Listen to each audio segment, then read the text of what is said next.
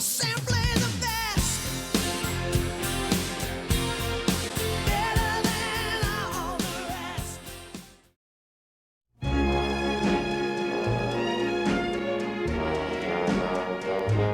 Anna Mae Bullock, who became Tina Turner, was born in Nutbush in Tennessee. She had a very difficult upbringing. Her parents split up when she was in her early teens, but actually her mother was the victim of an abusive relationship on her father's part. And also Tina Turner went on to later write that she felt that her mother never really wanted her. It wasn't a very loving environment for a young girl to grow up in. She was kind of abandoned really by her mother from a young age, went to live with grandparents, and I think that must have affected her deeply. Having said that, she was also very heavily involved in music and was kind of singing in church choirs and things like that. So that was kind of the lighter side to what must have been a very hard beginning. Tina Turner grew up in quite a religious area, and the music which influenced her were the spiritual music of the church. She would have been surrounded by gospel music and that kind of thing from quite a young age. Plus, growing up in Tennessee, there would have been a lot of blues around and soul, and all this must have been quite influential on her as a young girl. Tina Turner spent her teenage years living with her grandmother. After her sudden death in 1955, Tina went to live with her mother in St. Louis. As a young girl, Tina Turner was listening to that quite specific R&B sound that was coming out of St. Louis and East St. Louis, really, which is where she started to get involved in the club scene and the music scene there. In the nightclubs, there was a band leader called Ike Turner, who was pretty successful locally. And Anna Mae was very keen on singing, and she pestered him to get up on stage and do a little bit of singing. At that point, I don't think they'd had a woman ever be part of the band before, so they were quite reluctant. Eventually, she kind of got her chance, and as soon as she sang, they were okay. She has to be part of this now. The 18-year-old Tina impressed Ike, and she became a guest vocalist in his band. In 1958, she appeared in her first studio recording as a backing singer. Initially, Ike and Tina Turner's personal relationship wasn't anywhere near as explosive as it would later become. They've been described as being like siblings at first, and the romance actually came later. From a professional point of view, Ike was very much Tina's guide into the world of music, trying to control that incredible voice and mould it so it would work for a recording artist. Throughout the rest of the decade, Tina Turner continued to tour with Ike. In 1960, a chance opportunity would land Tina her big break. The real turning point was a song called A Fool in Love, which was meant for a male singer to sing. The male singer had fallen out with Ike Turner, and this meant that Tina just happened to be around, and she did a guide vocal on it. Oh, there's something on my mind. Won't somebody please, please tell me what's wrong? You just a fool. Ike wasn't impressed, and he still wanted a man to sing the song. They took Tina's version to the record company, who loved it. Tina was in the band and a recording star. Ike changed her name to Tina Turner, and they were off. He's got me smiling, and I should be ashamed. There was that cynical, business-like and controlling element to Ike even at that point. So he asked her to change her name to Tina. The idea being that if she decided to spread her wings and leave the group, he could just replace her with another Tina. It was a way of making her almost an employee and subject to him, which is obviously something that would come later and be considerably worse in their relationship.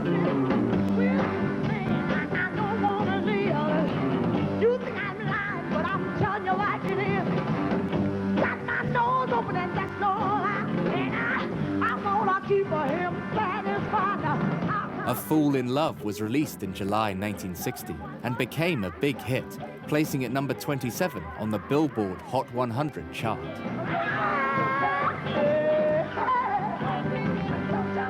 I Feel in Love is quite a kind of saccharine, kind of throwaway kind of pop song. So it's, you know, it's not outstanding as a song, but I love Tina's voice in it. You can kind of hear like that kind of gravelly emotion. That's the truest thing I ever heard. And all that you do, and I'll do anything you want me to do.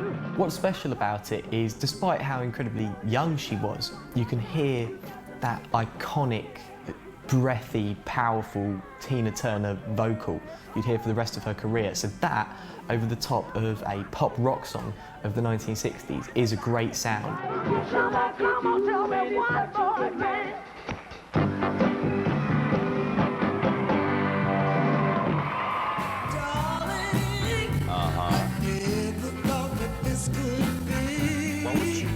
In 1961, Ike and Tina achieved their second hit, It's Gonna Work Out Fine. The song earned the duo a Grammy Award nomination for Best Rock and Roll Performance. In 1962, Tina and Ike were married in Tijuana, Mexico. The band's popularity continued to grow due to a rigorous touring schedule and television performances. In 1965, at a show in Los Angeles, Tina caught the attention of legendary music producer Phil Spector. Getting involved with Phil Spector is kind of quite an amazing opportunity, and together they create this absolutely classic song, River Deep Mountain High. It still gives me goosebumps when I listen to that song today. I think it's such a great record. When I was a little girl, I had a rag doll, only doll I've ever owned. What's interesting about River Deep Mountain High is it's Phil Spector produced, so this is really removing the power from Ike, who has been in control up until this point. He paid Ike Turner a lot of money to stay out of the studio in that process. He didn't want Ike involved at all. He did want Tina, and as was his way, he recorded her painstakingly, almost syllable by syllable.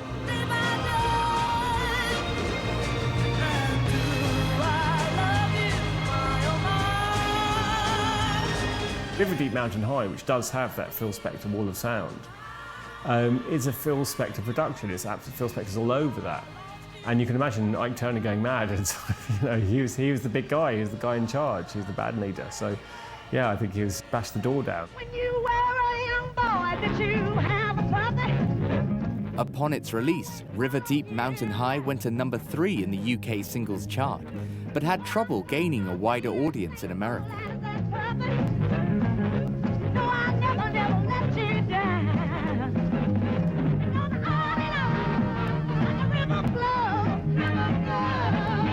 Although it was a big hit in Europe, particularly in Britain, the Americans didn't go for it. And Phil Spector was completely distraught by this. Some said he was never the same again. River Deep Mountain High was this amazing song. Strangely not a big hit in America, which it should have been really, because it was fantastic. And now it's a standard. But I guess maybe it was just too strange.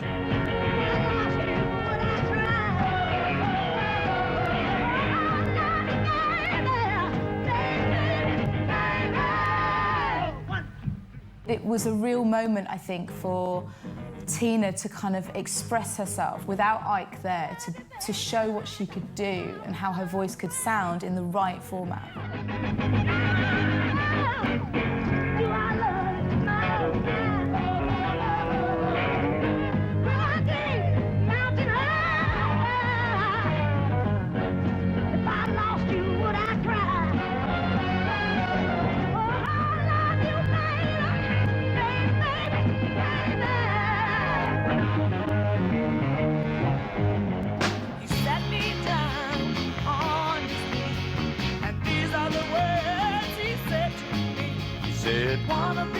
As the 1960s progressed, Ike and Tina began to enjoy international acclaim, touring throughout Europe and Australia.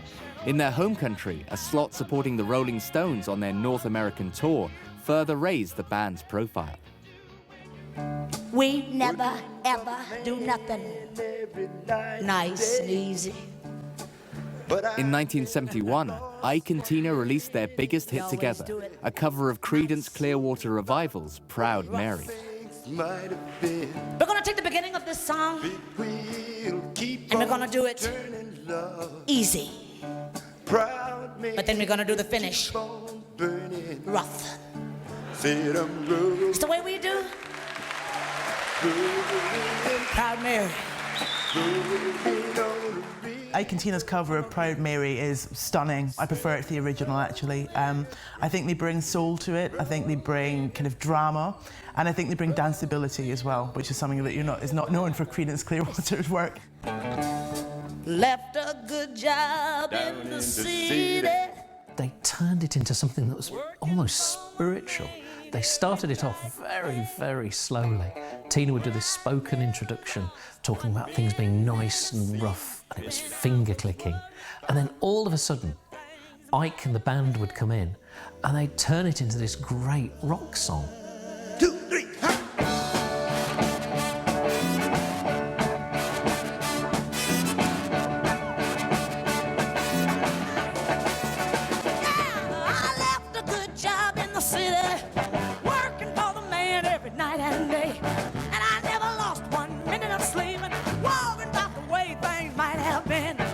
It's very rock and roll, but it's also incredibly intense as a record. It's a very different take.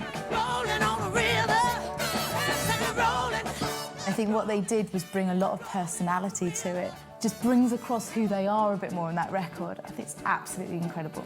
She sort of makes it sexy, really, and sultry, which it wasn't. I mean, it's a song about a steamboat, you know, but she sort of turns it around and made it this amazing soul belter. Clean a lot of plates in Memphis. I pumped a lot of tang down in New Orleans. But I never saw the good side of a city till I hitched a ride on the riverboat Queen. Big wheel keep on turning, and the Proud Mary keep on burning.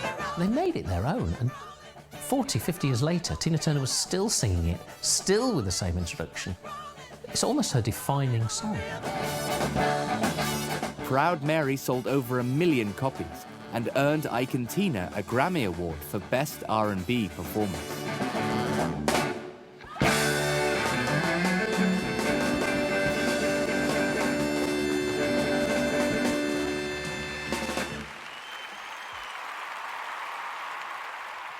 Ike and Tina Turner released their last major single together in 1973, Nutbush City Limits, written by Tina.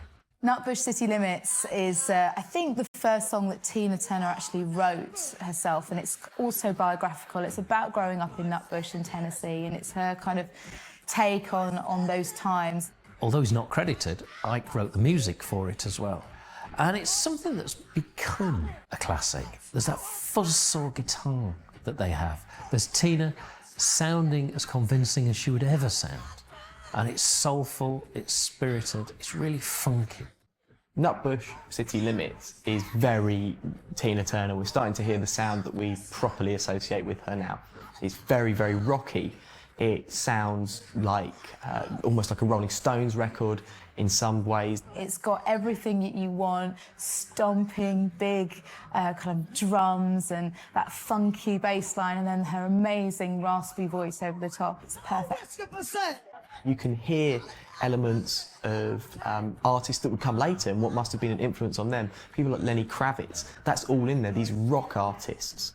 And Tina Turner is a female vocalist doing that. That's the first real moment you think, okay, this is Tina Turner as we recognise her. In 1974, Tina Turner released her first solo album, the Grammy Award-nominated Tina Turns the Country On. In the same year, Tina travelled to London to appear in the film adaptation of The Who's rock musical, Tommy. Give us a room, close the door, leave us for a while. You won't be a boy no more, young but not a child. I remember seeing Tina Turner in Tommy as the Asa Queen as a child and being absolutely petrified. Her role in that film is amazing, and now I watch it as an adult and I can appreciate just how great she is. She really embodies that terrible character, which is in both parts like really sexy and really alluring, but also terrifying as well. Gather your wits and hold on fast. Your mind must learn to roll. Just as the gypsy queen must do, you're gonna hit the road. She's clearly some kind of sorceress. She's also clearly very heavily into drugs too. And she gives Tommy his first hallucinogenic experience. Now, because it's Ken Russell, this is so over the top. She's got this horrible machine, like a mummy, and it opens, it closes down, and these horrible needles go into him. It was a very, very disturbing and powerful image. A little too long. By the mid-70s, Tina's marriage to Ike had become an abusive and volatile environment, fueled by Ike's temper and his increasing drug habits. Halfway through a tour in July 1976, Tina Turner left Ike. As she would document in later life, the relationship with Ike was quite abusive. According to her, Ike would beat her, and he was certainly a very, very controlling figure indeed. And after one argument too many, she escaped from it. All she had in her pockets were a few coins, less than $1, and a petrol station charge card, and she just ran off into the night. This was something that both personally and professionally she needed to escape from. It's also a point where she was really getting into her religion and actually into Buddhism as well, and she said many times that it was that sort of set of spiritual beliefs which helped her endure through such an incredibly difficult time. And I'll even say anything you want. Tina Turner filed for divorce, and the case would be in court for over a year. You want me to buy you. She was in trouble. When she left Ike Turner, I think it was at the Dallas Hilton, that was a date in the middle of a tour. She was liable for the fees of all that, you know, all the cancellations. She had a huge IRS bill. She took on the unpaid bills from the concerts that had been cancelled and the unpaid taxes. So she was in a financially very, very difficult situation. She pretty much left that relationship with nothing but her name. She maintained her stage name, and that was the only thing she wanted from it, so she could go off and start again.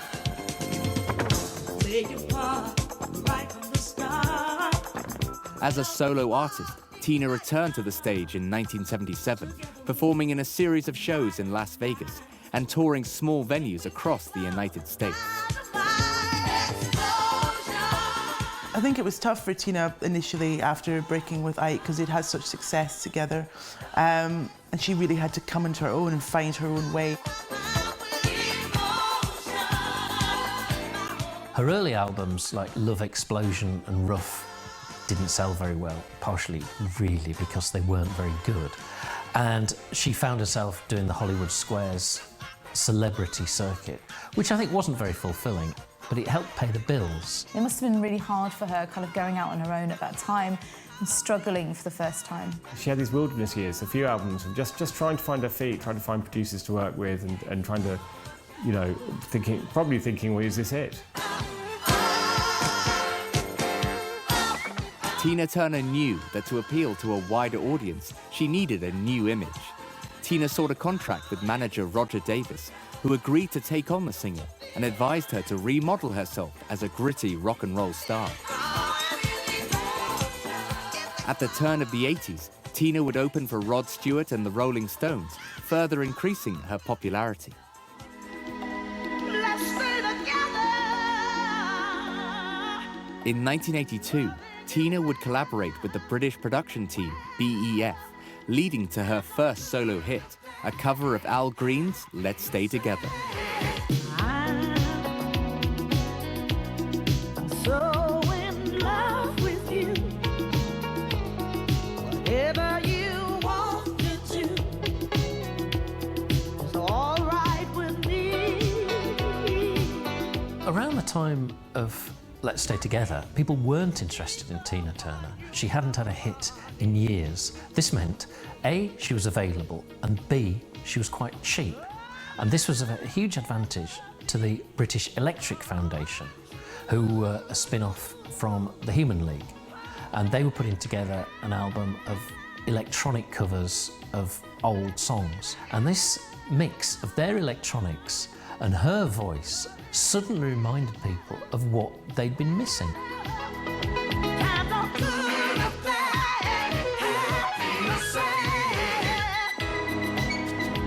She basically started making music that people wanted to hear. I think she kind of hadn't found that. She hadn't found her way, she hadn't found her voice. This kind of soft, kind of soul sound really suited her, and it was kind of away from that kind of quite visceral early material. It was a perfect song for her to showcase her voice, her style, and where she was then at in her career. And now she could say, you know what, I'm doing things differently now.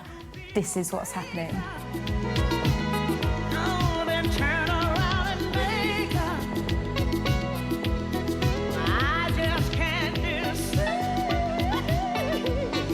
She was now reappearing as well with the starts of her new image, what we're used to seeing now, the leather and the big hair, and suddenly everybody remembered what a fantastic recording artist she was. She was reinvented as this kind of sort of superwoman almost, you know, it survived through everything, it was tough. It was a huge turnaround.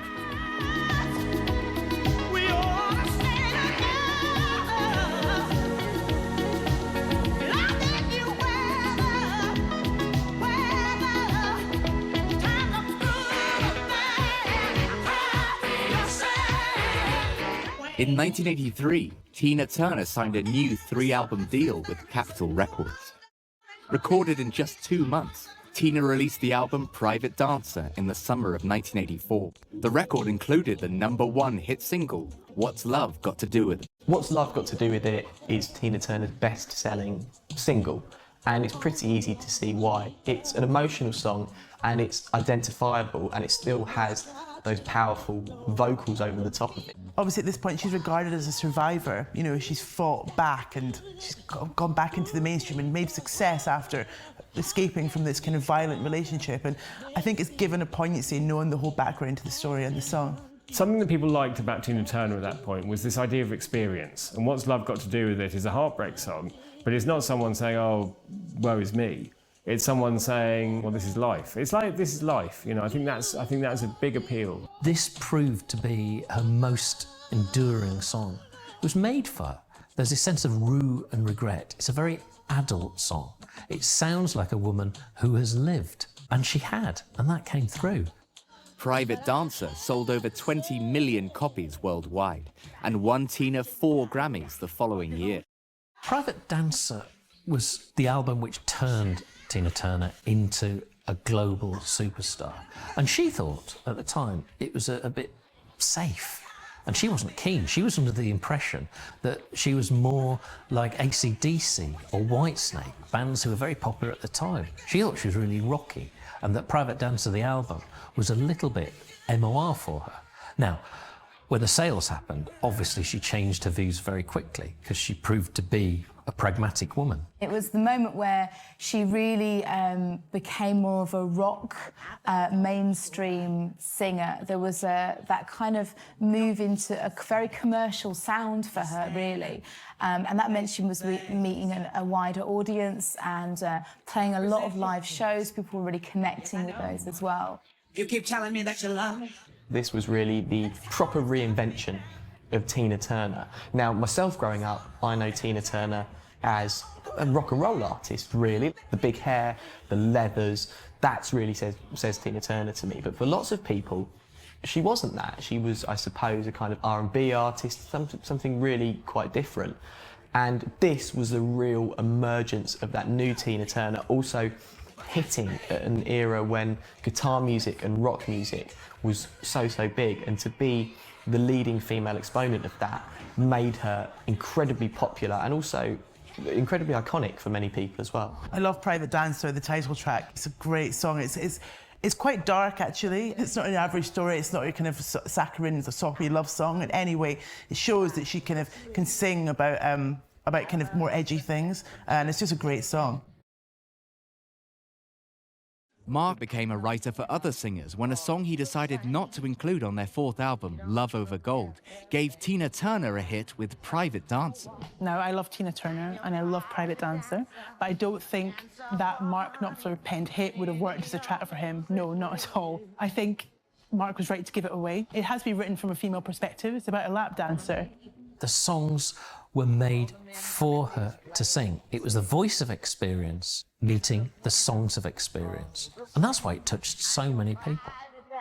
In early 1985, Tina Turner embarked on a world tour in support of Private Dancer, performing to sold-out audiences worldwide.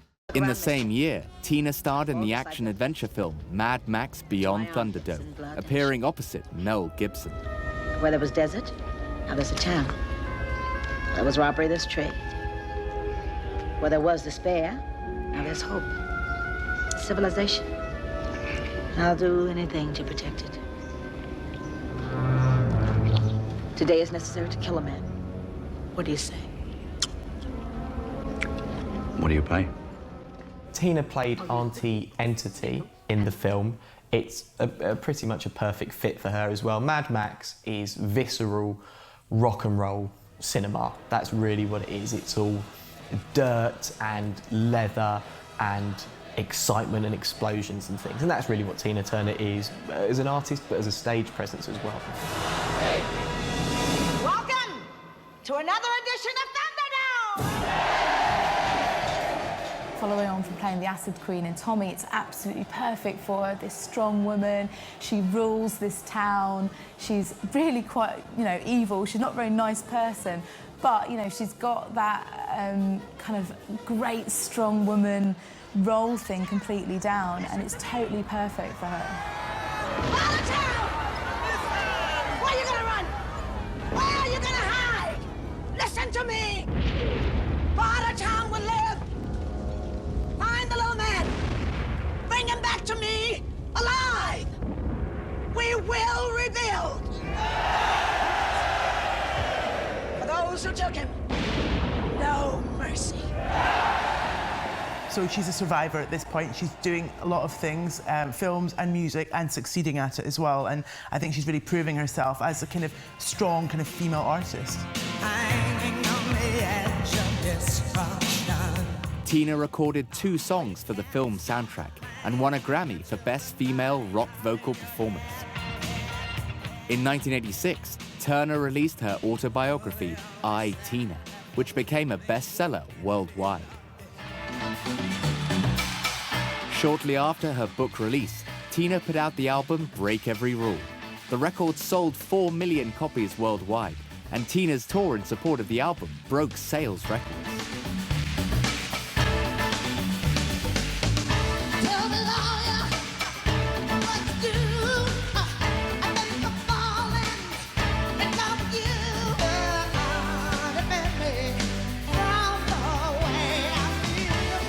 The follow-up to Private Dancer, Break Every Rule, was going to be hard for Tina. It's always difficult to come back when you've had such a successful album. And I think what she did was choose to continue in very much the same vein, because that felt, I guess, like a safe option. I think she was very much aware that she'd found the magic formula, and after all she'd been through, she wasn't going to deviate from it. So it was an extension of Private Dancer. Not quite as good, but good enough.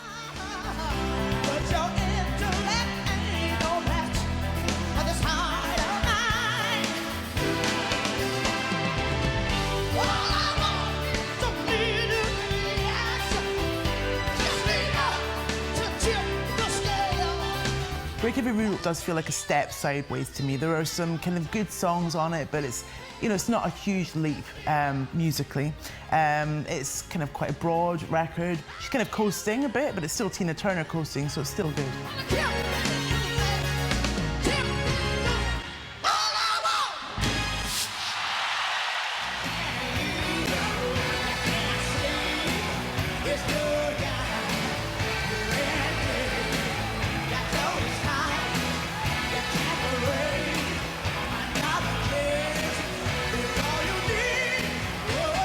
Tina Turner broke the world record for attendance.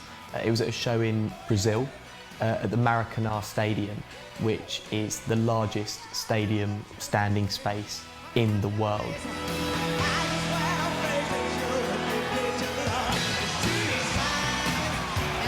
There hadn't really been, I mean, there'd been big concerts, obviously.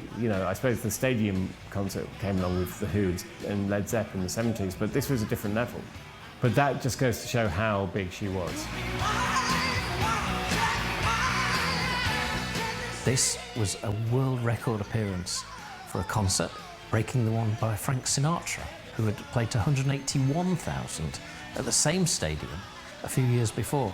The concert was filmed, and it's an hour of absolute frenzy.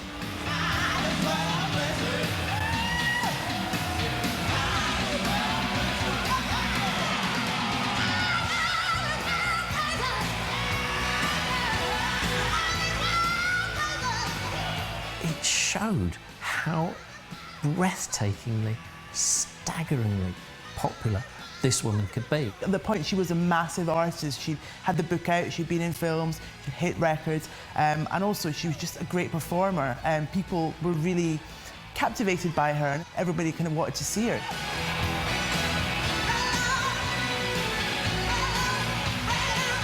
Tina started the 90s with the release of her 7th solo record, Foreign Affair. The album's lead single, The Best, would become a signature song for Tina. In 1993, a film loosely based on Tina's autobiography was released. I know you love me, baby, but you never tell me so.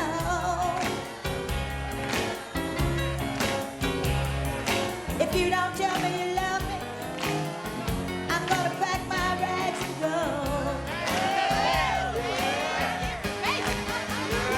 I live on the street with a jukebox band.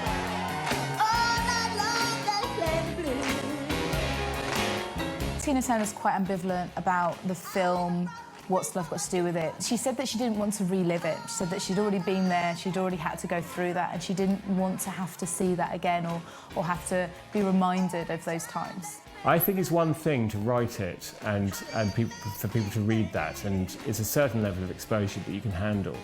But I think having it on a screen with someone acting as you is a different thing, and it was a huge film. Very popular.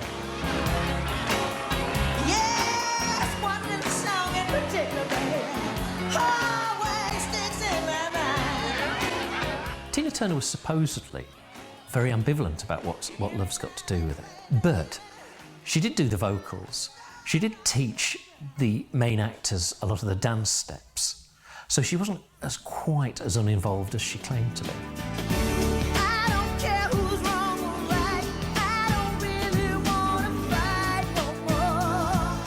Tina recorded a handful of new songs for the film's soundtrack, including her last top 10 US hit, I Don't Wanna Fight. Encouraged by the film's success, Tina returned to the studio and in 1996 released her first full album of new material in 7 years, Wildest Dreams. The record went gold in the United States and achieved platinum status in Europe. At the turn of the century, Tina Turner released her last studio album, 24/7, led by the single When the Heartache Is Over. When the heartache is over, I know I won't be missing you.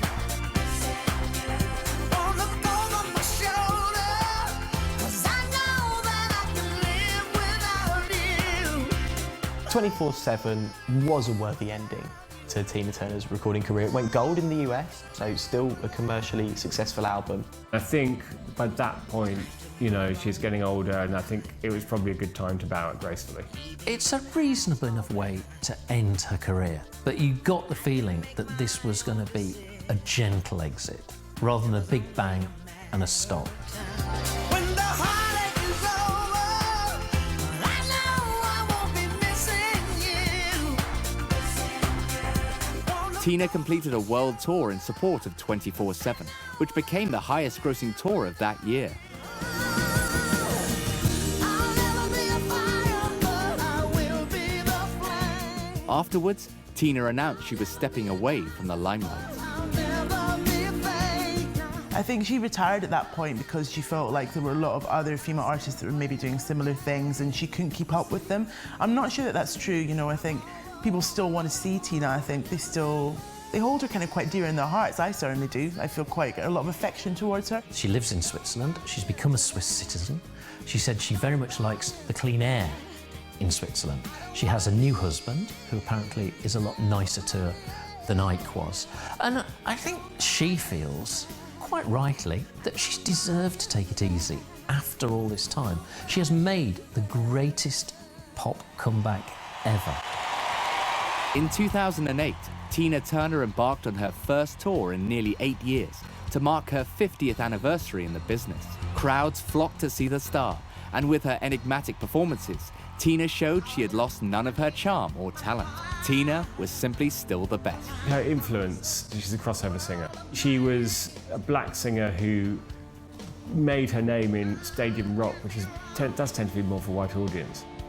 She basically crossed that boundary. She's a female vocalist doing this. When you compare her to other stage performers, people like the Rolling Stones, she did that bombastic, exciting stage show as a single female vocalist and held the stage as well, if not better, than any of those guys. Tina's been incredibly influential. I think you can hear her music in Beyonce, you could definitely hear it Whitney Houston. A lot of strong, sort of powerful female artists have been kind of taking their cue from Tina. So many young women, I think, kind of aspire to have the career that she's had and to have the adoration that she's had. In terms of a career path, in terms of setting out what a strong woman can do, then she has been very influential to any strong woman artist. Tina Turner is an absolute legend. She's one of the most iconic women of music and of film of the last 50 years. What's love got to do with it? Tina Turner is the woman who has come back from further down than anyone else has dropped to higher than anyone else has ever come. Who needs a heart when a heart can be broken? Tina's just the ultimate pop survivor, I think, and a powerhouse vocalist. We'll keep on turning, keep on burning, rolling. Vulnerable but tough. I think that's really the heart of her appeal.